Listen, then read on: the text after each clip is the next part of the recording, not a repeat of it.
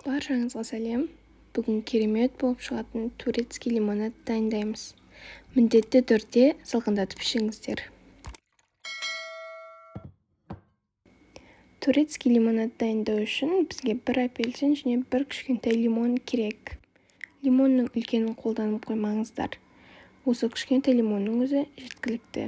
Алдымен апельсиніміз бен лимонымызды бірнеше бөлікке бөліп аламыз.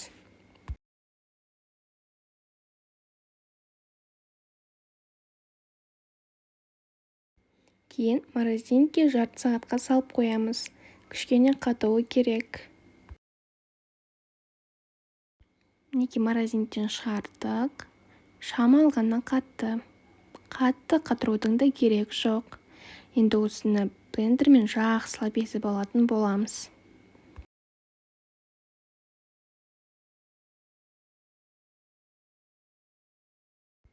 Мінекей жақсылап езіп алдық. Енді осыны бір ыдысқа салып алатын боламыз.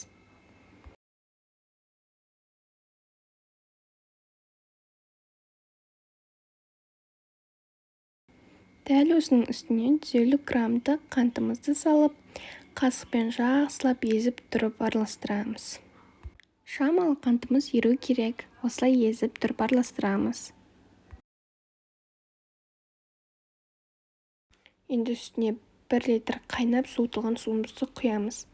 Қайнаған суды міндетті түрде суытыңыздар. Оны ыстық күйінде құюға болмайды.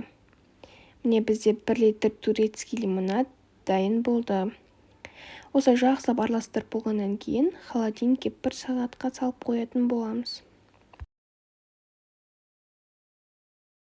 1 сағатымыз өтті. Ендігі кезекте осылай сүзгінің көмегімен барлығын сүзіп алатын боламыз.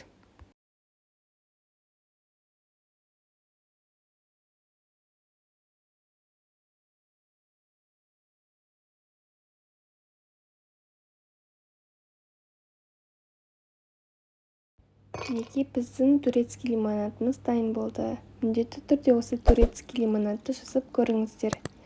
Арнама тіркеліп, мені қолдап кетіңіздер. Сіздермен болған Сымбат.